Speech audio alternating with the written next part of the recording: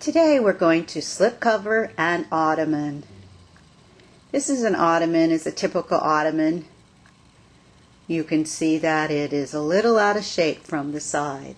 So if we took measurements of this ottoman, it would be very apparent that if we squared up the measurements and made it strictly from measurements, when we put the slipcover on, it probably wouldn't fit.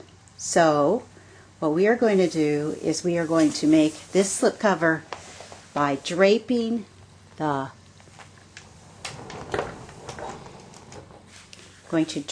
fabric onto this, and we're going to change the style of the slipcover just a bit. We're going to mimic the original upholstery, but we're going to change it just a little. So we're going to go around to all four corners and do that. Now you're noticing that there's cord. The boxy strip does not fit in the same place. Like right here, the cord wibble wobbles. We are going to put our cord on the boxing strip, not on the top, because if we did, it would be really out of shape.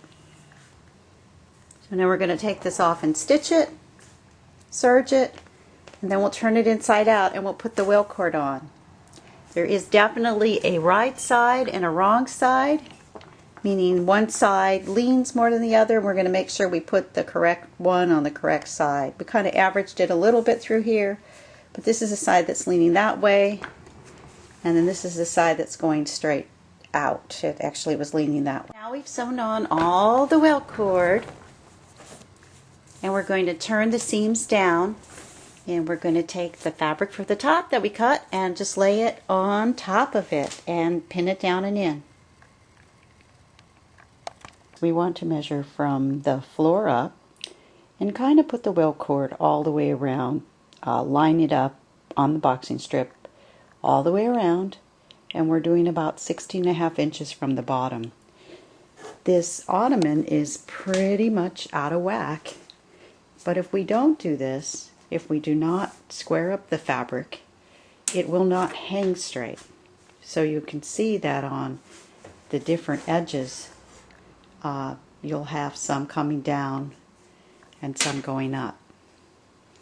But it will not look right if you put the welt cord in different areas. Now, if my client does not like this edge right here with this welt cord right here, I can go ahead and lay a inner lining on top of it to smooth that out so that bump isn't there. So I'm not going to worry about that quite as much. I want my slipcover to be pretty squared up, but to also fit the situation that it's in.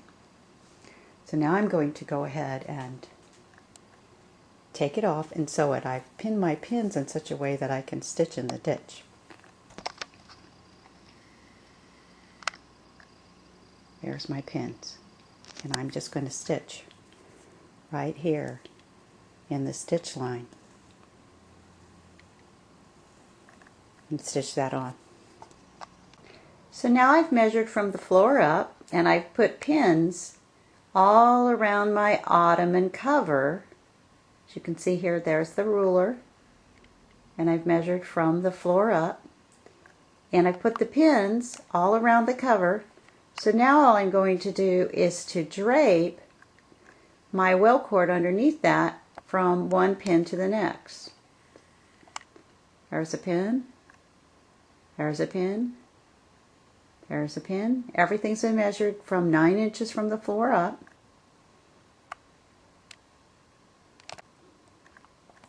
So here we've gone ahead and we've taken the cord from one corner all the way around and put it underneath the pins. See if I can pull into one of the pins here. There it is. And the cord is just draped underneath the pin.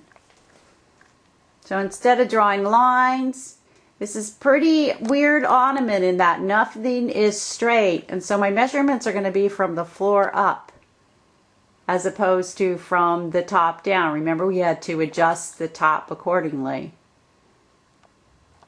So I could go back and check all sides from that space between the top, this space between the top down to this cord, that's not going to be as important as where the cord goes all the way around. So trying to make it all look the same on the different sides. You can't see all 4 sides at one time, so that's the good thing.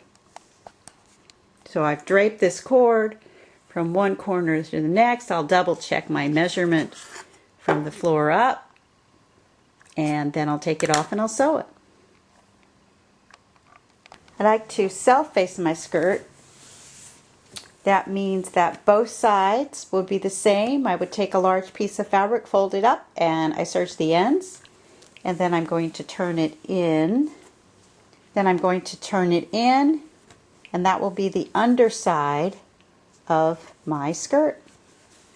Then I simply put it up in underneath my top piece. So here would be my boxing strip, and it's all done with the cord on. It's been turned under, and then my piece has been pinned on. So my skirt has been pinned in place, and again I'm going to top stitch on the skirt in the seam allowance, or in the stitch in the ditch area there where that pin is sticking out. I'll just stitch down my line and I'll stitch on the whole skirt. So this is an example of one side ready to be stitched on. I go around and I put my skirts on all 4 sides, stitch them on. And here is the ottoman cover.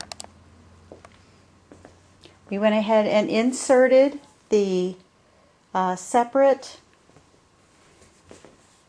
pieces here to make a mock box corner, or an inverted pleat. It looks like an inverted pleat. If you look at this very carefully, you will see that we've pretty well hidden that weird shape of this ottoman. There you go. You can see how it kind of kicks out over there.